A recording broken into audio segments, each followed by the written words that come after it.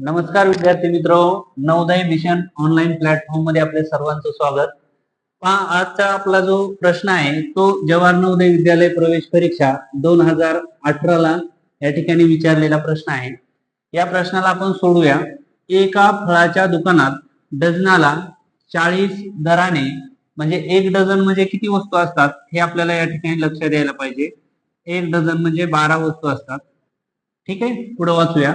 किंवा 5 ला 1 केळी अशा दराने विकली जातात तर 99 केळी केवढ्याला मिळतील असा आपला प्रश्न आहे।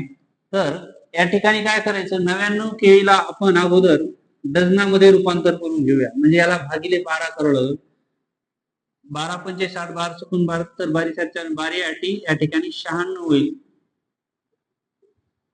तर आपली बाकी किती उरणार आहे, 3। म्हणजेच ह्या जी बाकी उरलेली 3 केळी आहेत, या 3 केळी आपल्याला किती रुपयाला विकावं लागणार आहे। एक केळीचे एका केळीचे दर दिलाय 5, म्हणून त्याला 5 ने गुणायचं। 5 त्रिक 15 रुपये होतील। आणि किती डझन केळी तयार झाल्यात, 8। मग डझनाचा भाव जो आहे तो या 8 ने गुणायचा, म्हणजे 40 ने।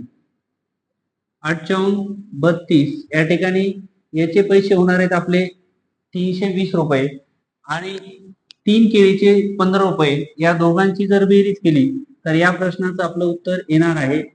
तर बेरीज करून घेऊया, 5 3 3। तर पहा उत्तर आलेलं आहे आपलं 335। तर पहा या ठिकाणी ऑप्शन क्रमांक 1 मध्ये उत्तर या ठिकाणी पाहायला मिळते।